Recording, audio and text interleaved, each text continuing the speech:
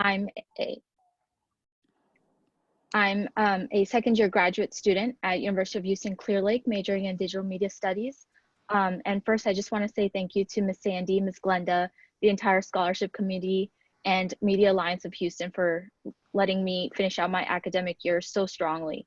I actually found out about the scholarship through my sister. We were both searching for scholarships and internship opportunities in broadcast and media television, and then COVID-19 hit. And so I kind of, all the internships got canceled, and I just had to shift my focus entirely to scholarships.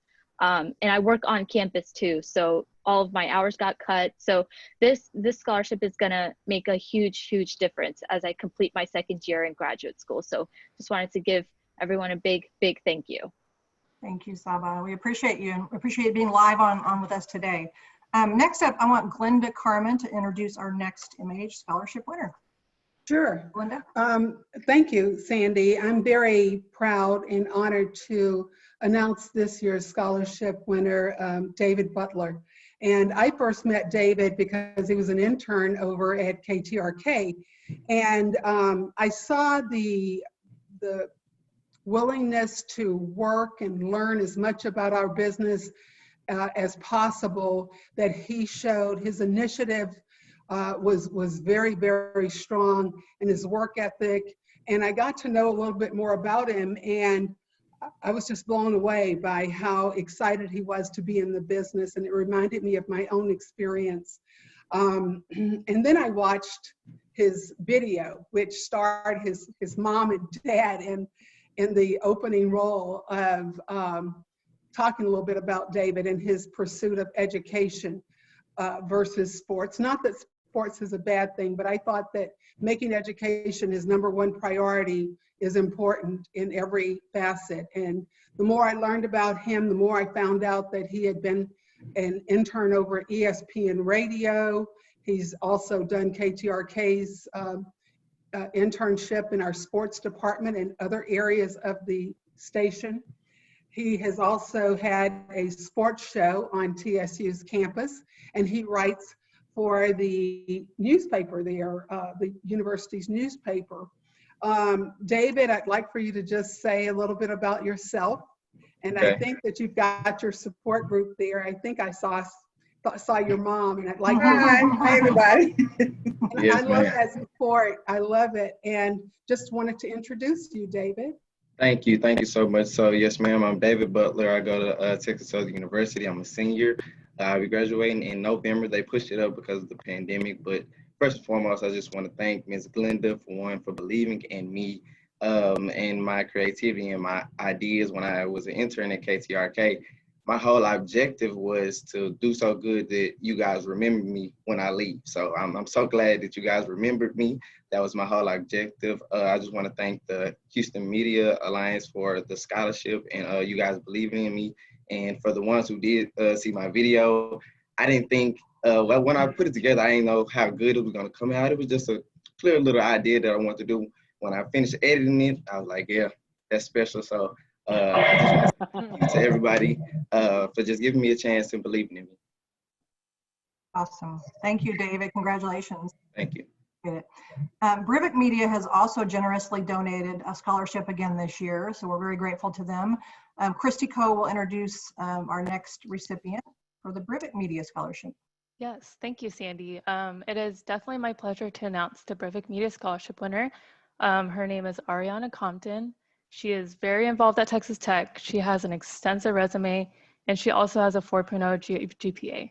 So that's awesome to be very proud of also. And then Ariana would like to say a few words.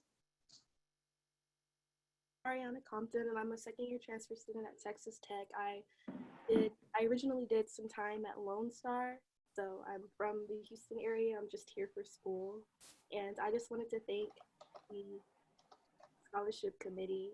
I originally planned to use this towards my study abroad program, but that's canceled with everything going on. But even still, this scholarship will be of great use towards me finishing out my year. This is my last year, and if everything goes through. That's awesome. Congratulations. Thank you. All right, and then we are very honored to have Sandy Cappell's sister, Sue Shanker, with us today. Sue graciously volunteered to do this today at the last minute, I think, but appreciate her coming on. And she wanted to say a few words about her family's decision on who they chose this year to receive the Sandy Cappell Scholarship. And then we'll play the winner's video after she speaks. Thank you, Sandy. Yes. Welcome. So my name is Sue Shanker, and I work for iHeartMedia in Miami. Sandy got me into radio, so just wanted to put that out there. So the Sandy Cappell Scholarship was started in 2013 to honor my sister.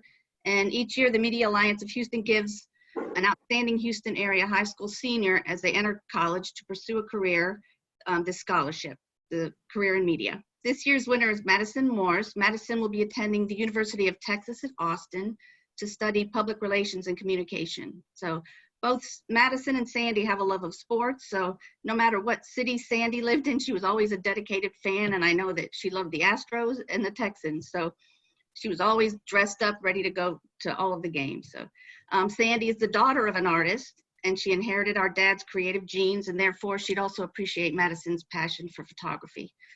Every year we get outstanding candidates who've attended some of the top universities across the country. So I encourage you to visit the Facebook page where you can watch Sandy's video. There's a lot of other media folks that she worked with and influenced throughout her career. Thank you, Sue. Appreciate it. I'm going to share the screen now and let you see the video that Madison, hopefully y'all be able to hear this. Can you all see the screen? Yes. Yes. Hi, my name is Madison Morris, and I'm deeply honored to have been chosen as a recipient of the Sandy Shanker Cappell Scholarship from the Media Alliance of Houston. I'll be attending the University of Texas at Austin in the fall to study public relations and the Moody College of Communication. While I won't be on campus in the fall due to COVID-19, I do plan on joining the Daily Texan student newspaper and covering Texas athletics. I've been practicing sports photography for over 2 years now, and I find a true passion in telling stories through my images. My dream is to work in a professional sports league such as the WNBA or NBA and create content and work as a digital media strategist. Again, thank you so much to the Media Alliance of Houston for creating this scholarship in Sandy's honor. I'm truly appreciative that I was selected. Thank you for investing in my future, and hook 'em.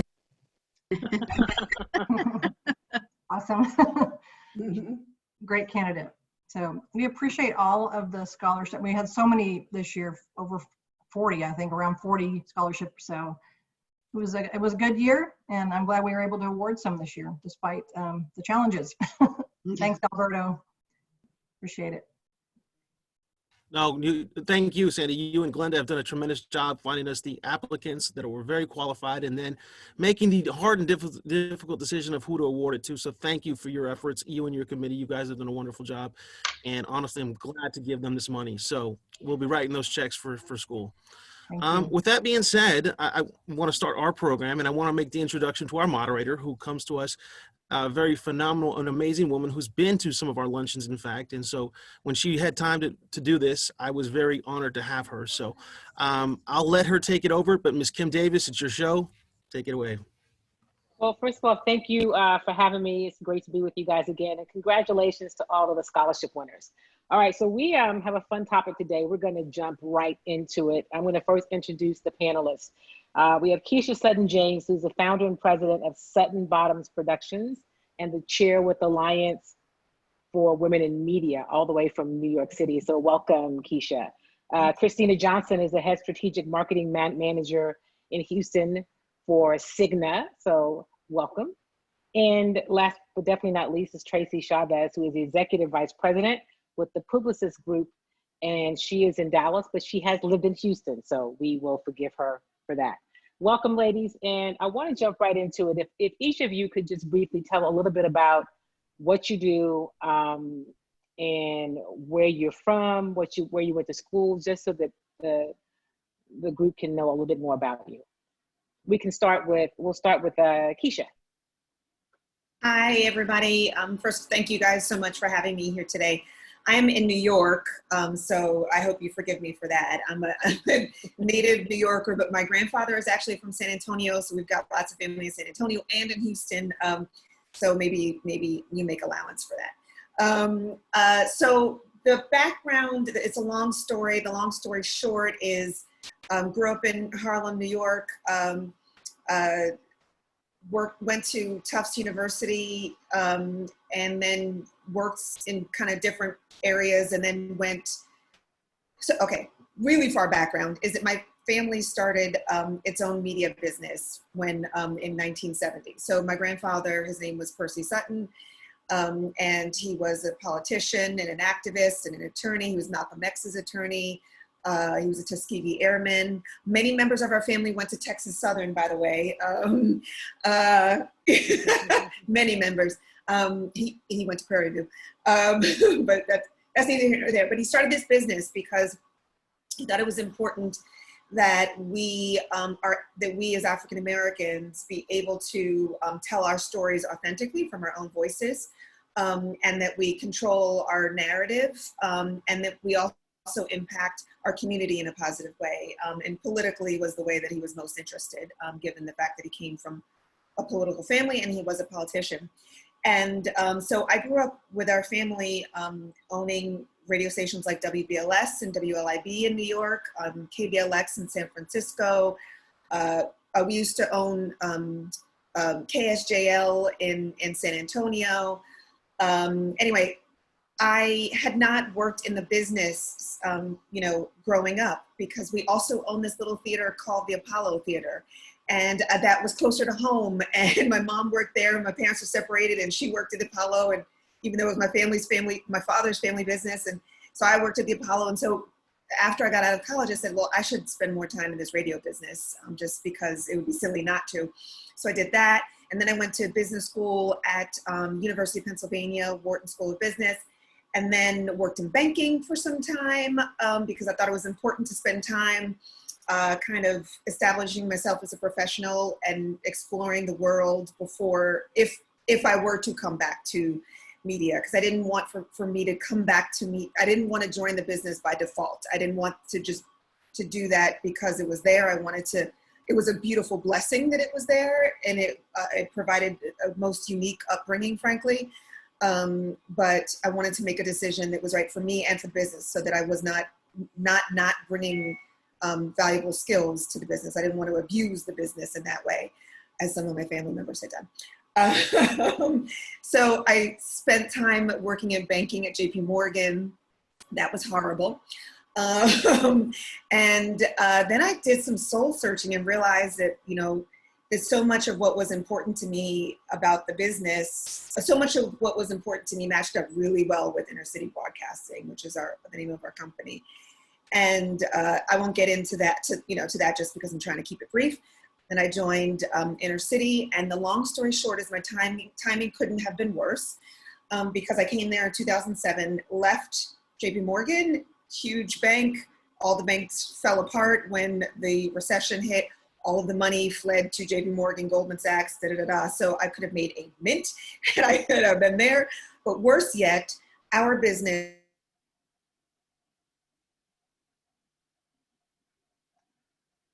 I think you're frozen.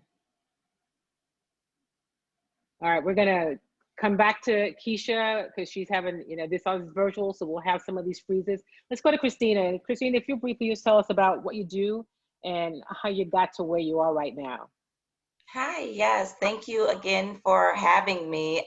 Christina Johnson. I am the local market manager for South Texas and Louisiana for Cigna Health Insurance. So this COVID-19 pandemic has been obviously my life for a while.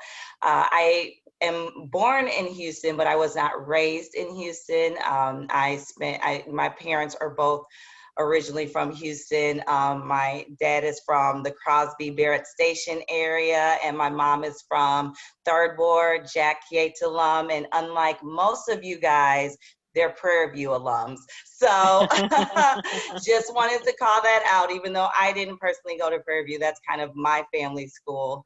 So I grew up kind of everywhere just due to my father's job and everything. They were both engineers by trade.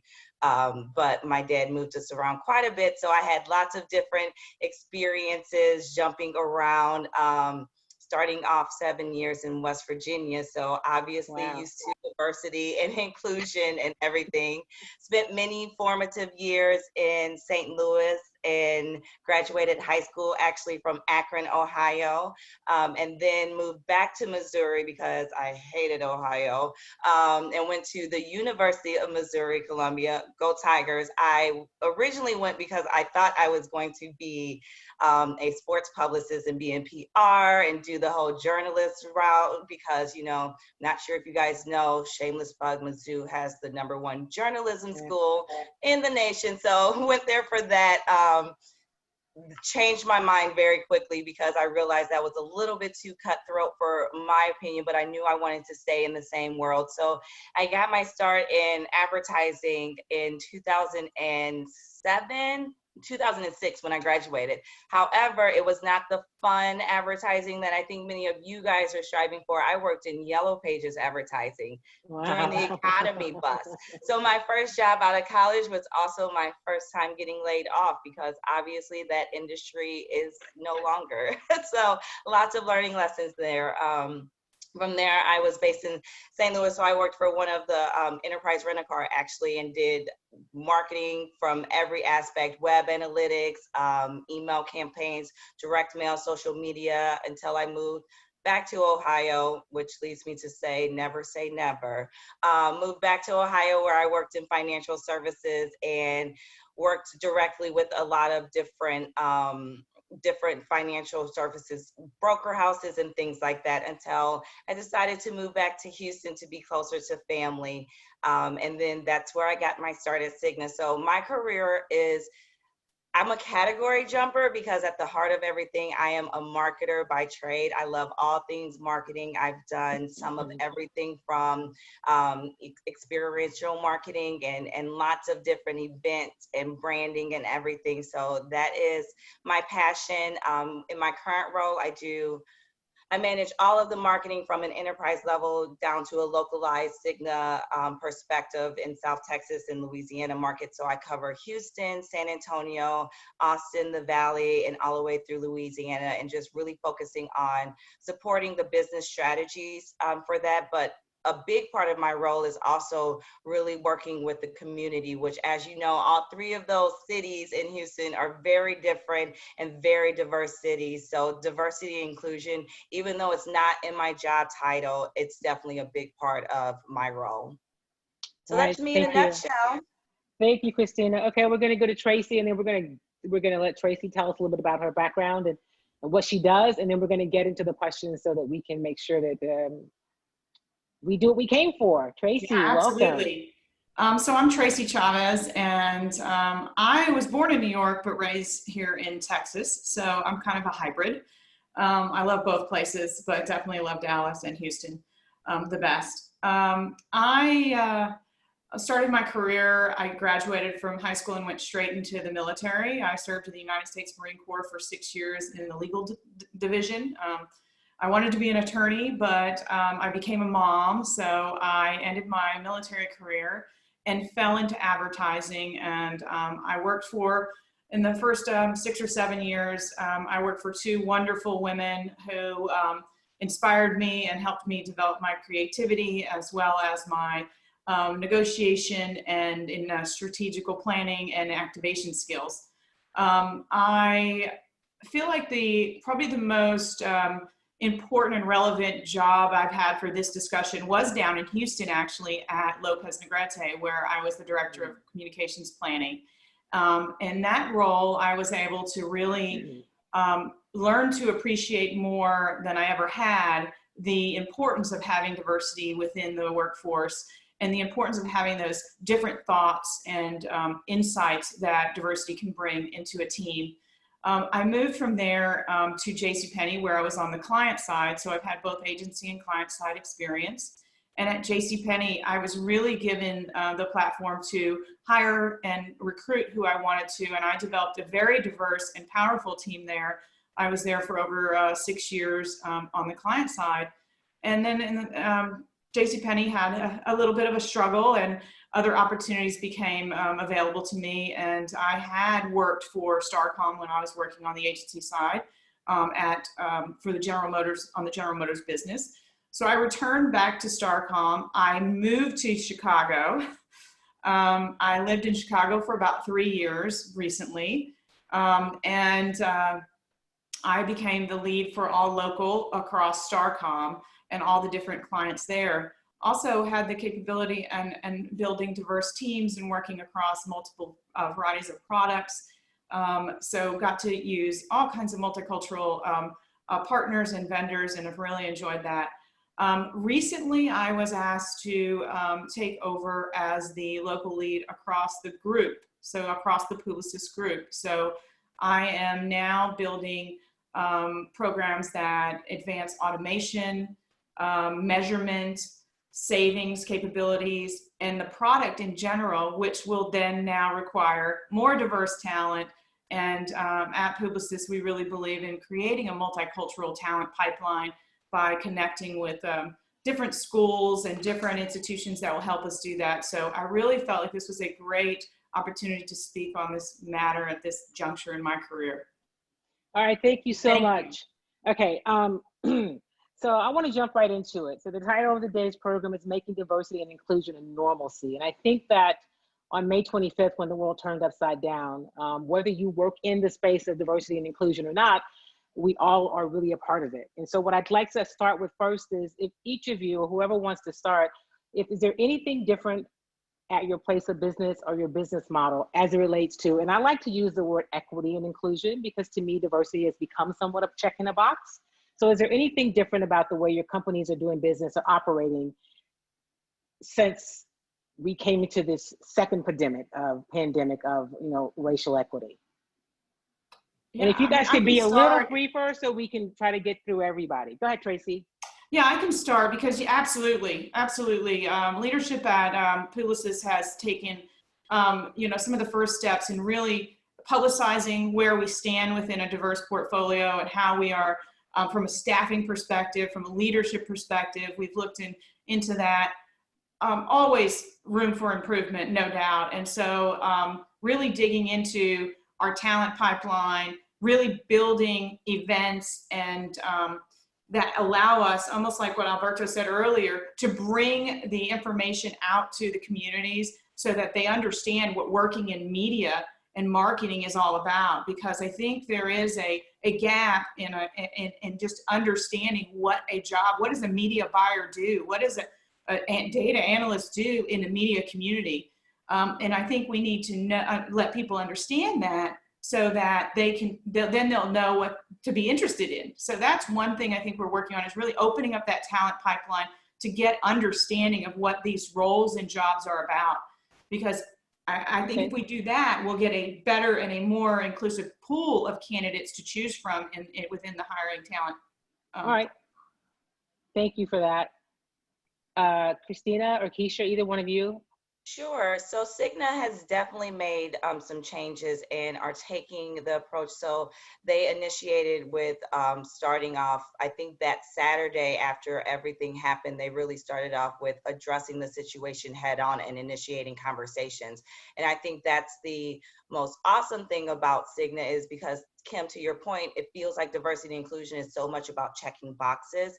And so Cigna's approach has been, from an internal standpoint, first is supporting all of our employees, because we are a global company, and so there are a lot of internal processes that we needed to address first. So they've started doing conversations with the executive leadership team and everything, and really fostering those hard-hitting conversations to make sure everybody feels heard, but also to understand.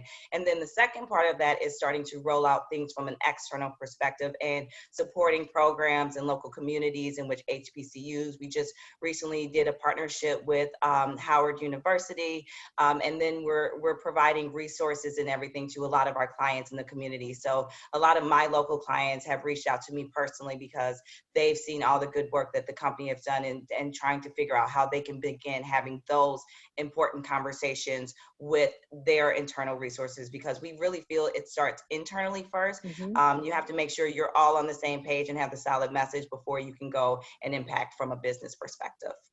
All right, thank you for that. So Keisha, I want to ask you something a little different, because your whole background has been in the space of diverse media and activism and inclusion. So you obviously know the space well.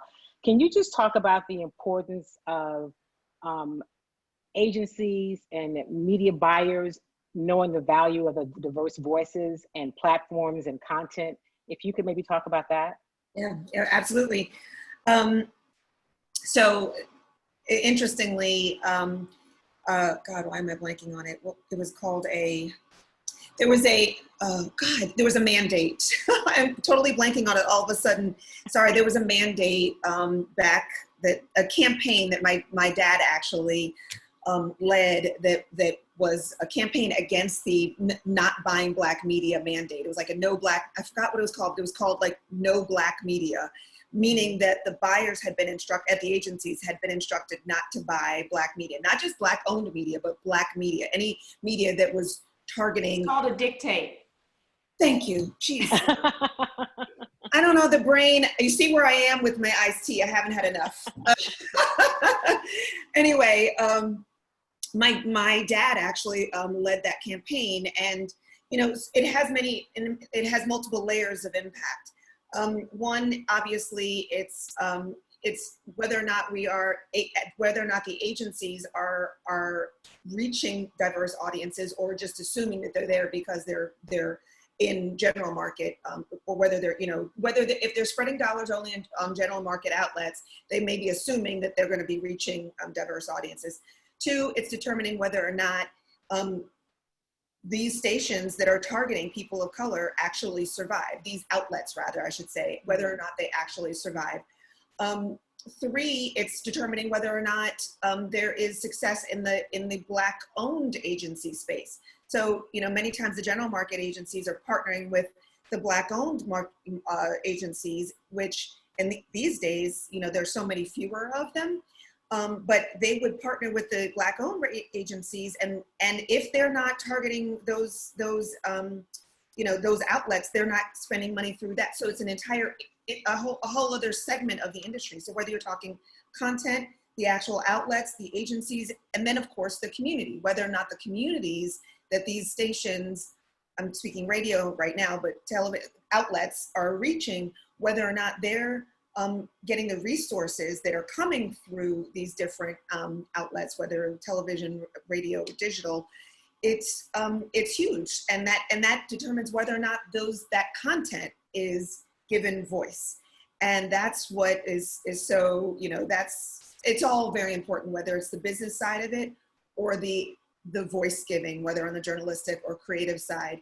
It's all critical, and our family has spent a lifetime working on that. Tracy, I know that you talked about the work that you guys are doing at Publicis in terms of, the conversations and making sure people understand what the opportunities are, because you can't be what you don't see, right? So you believe when you see something, when you see people who look like you in these different roles. Can you talk to how, what people who are in the industry now should maybe something that could be helpful for them as they navigate this new space in terms of either working with clients, working with agencies? Is there something that you would advise people just based on what you know in your background as an approach to navigating this space? Well, I have some tenets that I operate under, and one of them is that I do know that you have to find the value in yourself and what you're doing, and be able to market and merchandise that no matter what role or what level you're in. I started as an assistant to the president of an advertising agency, taking her dry cleaning and doing all those fun jobs, to doing traffic and moved my way up. And through that, I just knew that I would do the best job I could do at whatever the job was that I was given, and just prove myself over and over. And even at the stage in my career, and I've been in the business for 25 plus years, and even at this stage, I find myself having to prove my value every day. It's not a given that, because I'm a veteran, or because I'm female, or that I'm going to do an outstanding job at whatever task is given to me. It's what I bring to the table personally and deliver. And I think if we recognize people for that value, then we'll be in a better place. Also, you're going to have to pivot in your career. You're going to have to change the direction you're going in. You're going to have to change jobs. I worked for the 3 largest advertising agencies. I came from a background where people had the same job for 25 years at the same company. I went into agencies where buyers have been there for 25 years, 20 plus years. And things are changing and evolving at a pace so fast right now, Kim, that we have to be comfortable being uncomfortable. We have to be ready for change. And I would advise them just to be ready for change. And just if you go to every task trying to do the very best you can, which your recipients of your awards have obviously done that to date. And if they keep doing that, they will find the success along their path. All right, thank you for that.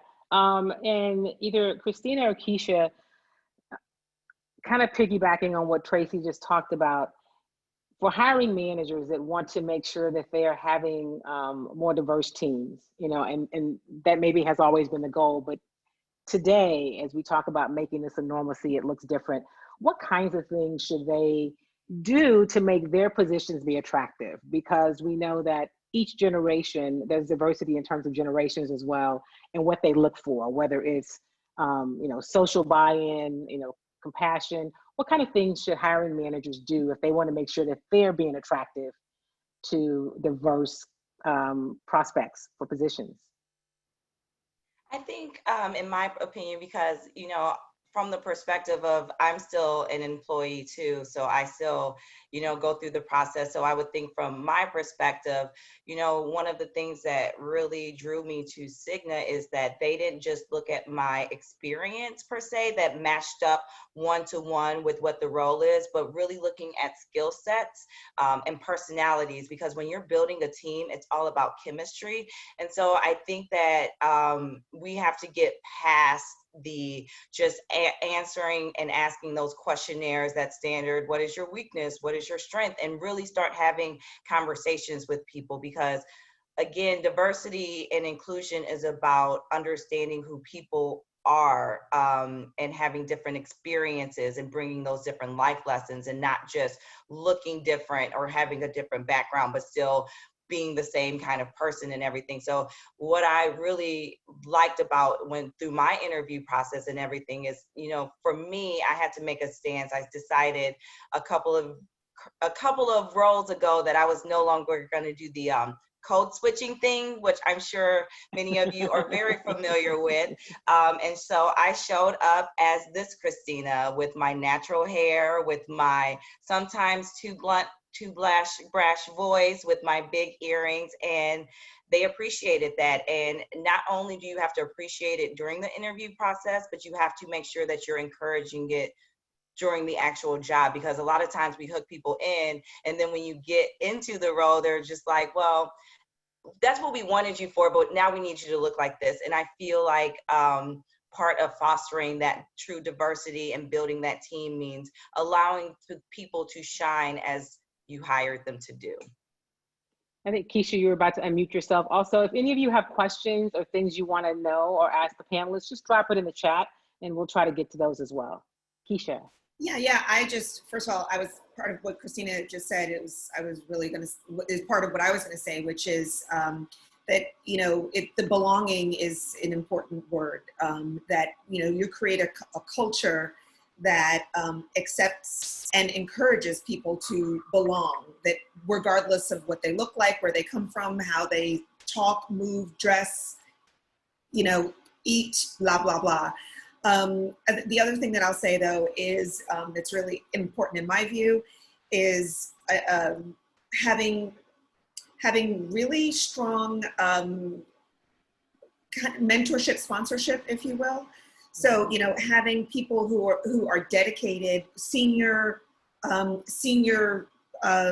whatever, whether you're in an agent on the agency side or excuse me, I work in a completely different kind of part of the business, so it's not agency, but, you know, senior employees who are African-American, as well as white, as well as Latin, as well as whatever, who are going to be dedicated and focused and pushing the agenda along internally within the company, and that those people are actually taking people under their wing to, you know, to protect them, if you will, and give them all the same opportunities that everyone else has had, you know, as they've moved through their careers.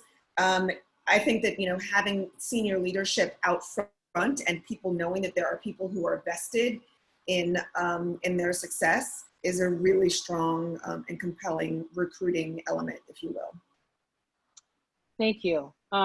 In anyone who wants to jump in on this one, one of the things we know in terms of media, whether you're on the agency side or the media side, media is also changing, right? Just from a business model. We have a lot of social media, we have digital media, which reaches much broader audiences than we've seen maybe even, you know, 5 years ago. How do you approach the being inclusive in reaching those markets, and also in making those markets available to your clients? Or if you're on the media side, how do you make sure that your content is creating inclusion as it relates to content?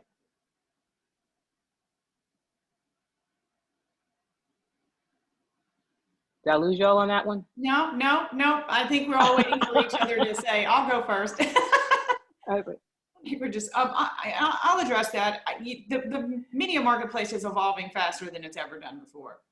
I don't work in the creative side, so I can't speak to some of the creative elements, but I can tell you the planning, strategy, and investment side is working hard to keep up with the change in the consumer consumption of media right now. Obviously, COVID-19 also had a big impact on viewership, listenership, utilization of streaming assets and things like that. Everybody is holding on more or less for dear life and trying to navigate the changing waters. So do we have an answer for that all together right now? I think it's developing and evolving as we go.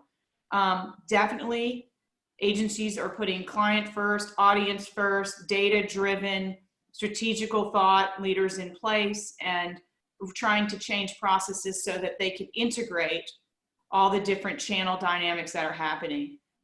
So when it comes to multicultural activation and implementation, what you see is the marketplace trying to keep up with where the viewership and the listenership is going, but also how to handle the messaging and the content within the messaging to be inclusive, to show that equitable allyship that people are now talking about, so that we're talking, you know, equitably to all the audiences that are buying the products or utilizing the products. It's quite a challenge, and we've brought in some new resources at Publicis to allow us to do that, from people all the way to data feeds that we now can use to understand what you had talked about earlier. Where are there minority-owned businesses within the ecosystem right now? Which ones are certified, which ones are uncertified, which ones are Black-owned, which ones are Hispanic-owned, all these type of things. Where's the LGBTQT community sitting within the paradigm?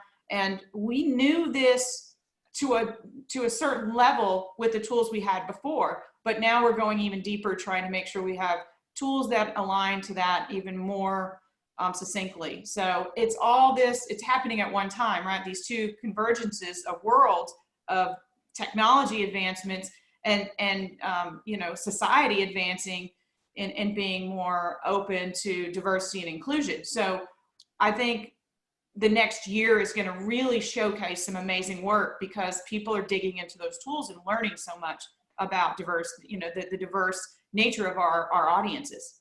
Even more, paying even more attention. Thank you for that. So I'd be remiss if I didn't mention that yesterday there was history made, right? When Vice President Biden announced his his partner to run on the ticket, Kamala Harris, first African-American from an immigrant family, went to an HBCU, she's in a sorority, all these things. And so there has been a flood of, what are the messages going to be? And so what I say to my question is, when you hear that, when you see, that ticket, which I think speaks to just where we are in time, what do you do to, one, whichever part of the industry you're in, make sure that you're handling that change in the positive way? And I say change, I mean in terms of it's a different ticket. We've never seen it before. We've never seen a Black woman in that position. And where you're also, do you worry about alienating people who are not Black, African American? How do you merge the two? Because it's still, for all of us, it's about doing business. And so I'm curious how yesterday changed anything for either of you.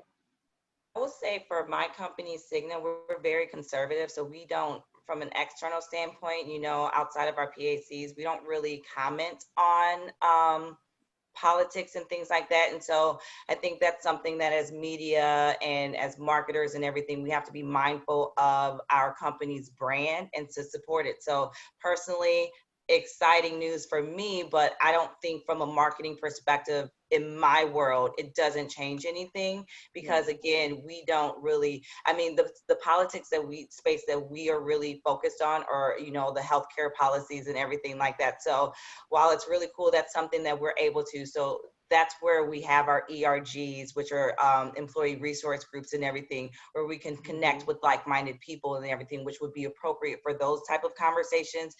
And again, we have different PACs which political action committees and everything that are dedicated to pushing these initiatives. But as far as a brand message from an external facing view, our company like mine is not going to speak on that.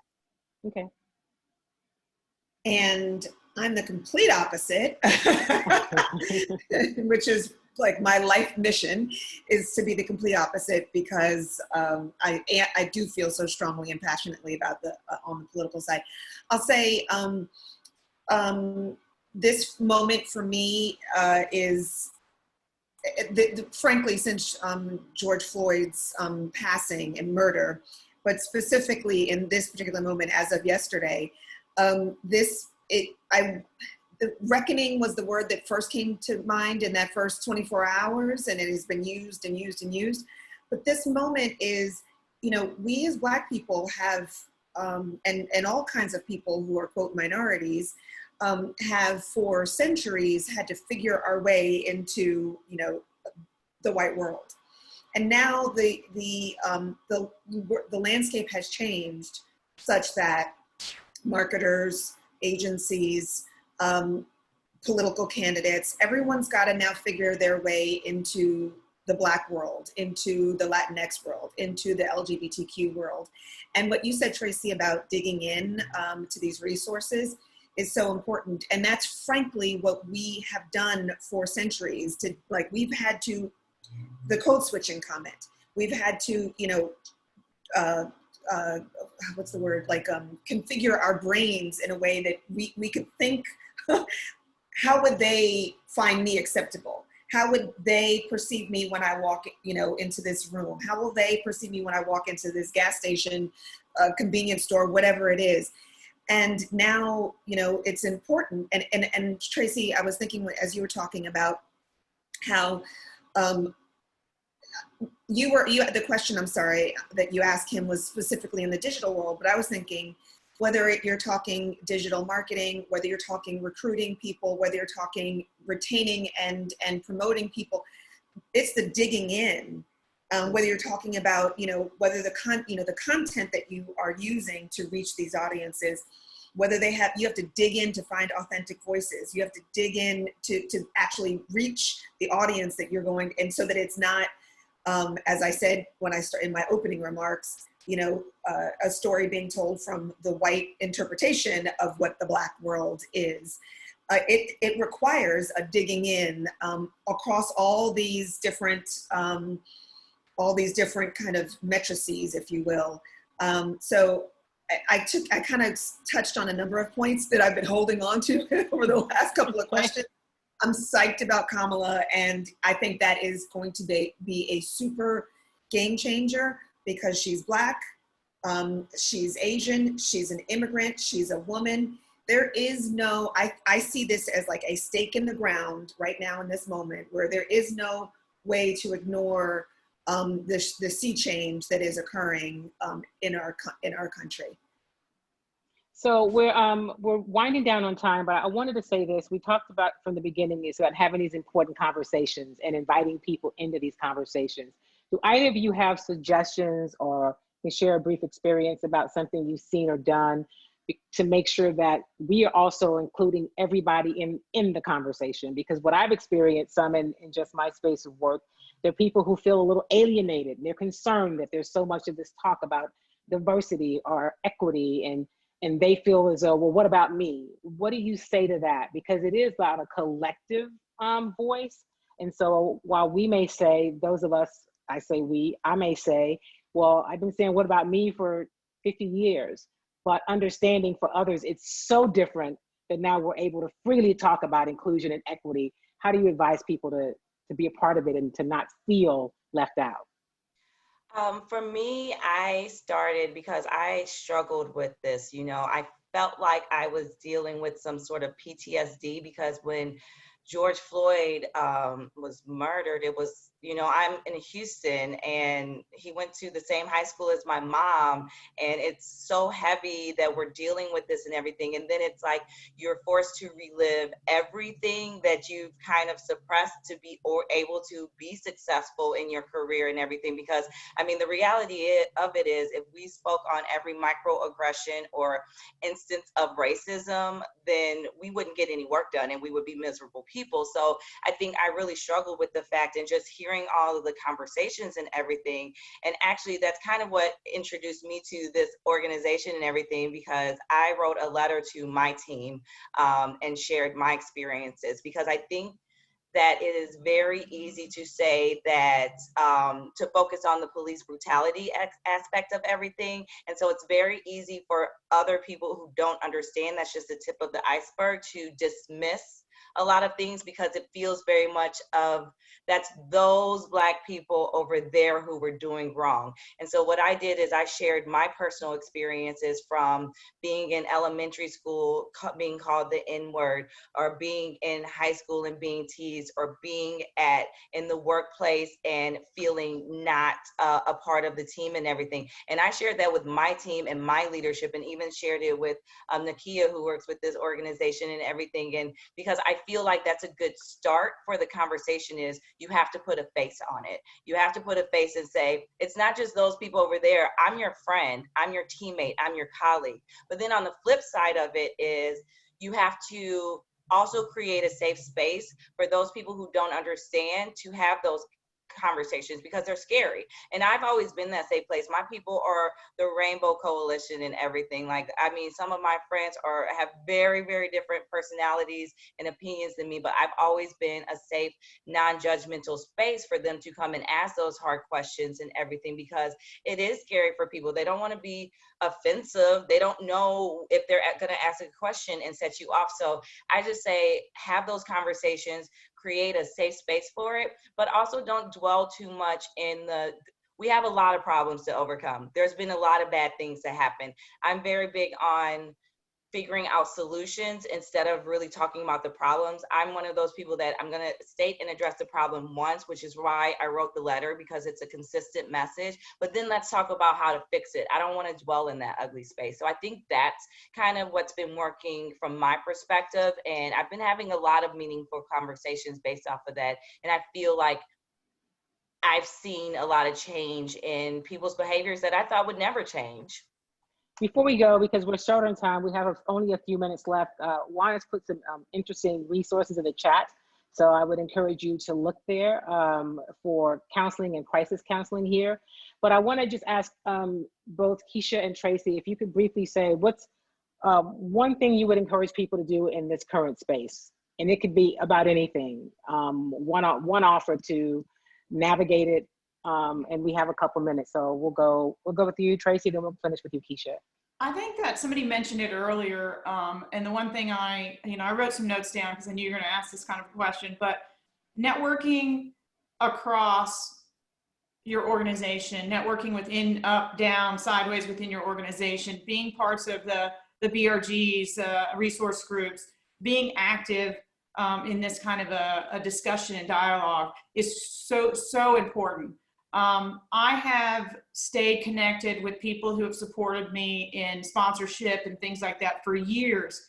And to this day, I still have, you know, tremendous benefit from their knowledge and their counsel. And in some cases, I'm the one now giving knowledge and counsel to some of the folks who used to give me knowledge and counsel. So network, build your network, build your village. I don't know how to use the term, but, you know, I do think for us to be successful in an evolving space, we've got to work together and team together. And then one last quick thing, be empathetic to those that are not in this minority group too.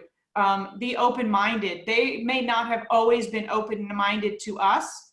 So we need to take the higher road and be open-minded to where they're feeling right now in this change as things evolve. All right, thank you for that. Keisha? You said it all. You know, one of the things that you really did literally say the three things I had in my mind, but I will just echo and say, in terms of the question of openness, I really encourage people to just stretch their boundaries, not just within your organization, but outside of work. You know, stretch, and the empathy word was a really important one. Stretching yourself to learn more about people who, you know, look nothing like you, live nothing like you.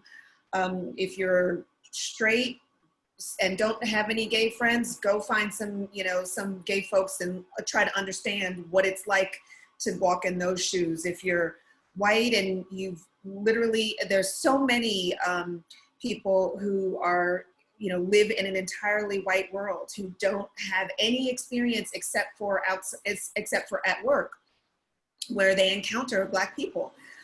You know, spend time trying to, or people of color, spend time trying to understand. There are so many commonalities that people assume don't exist because they just haven't had the experience.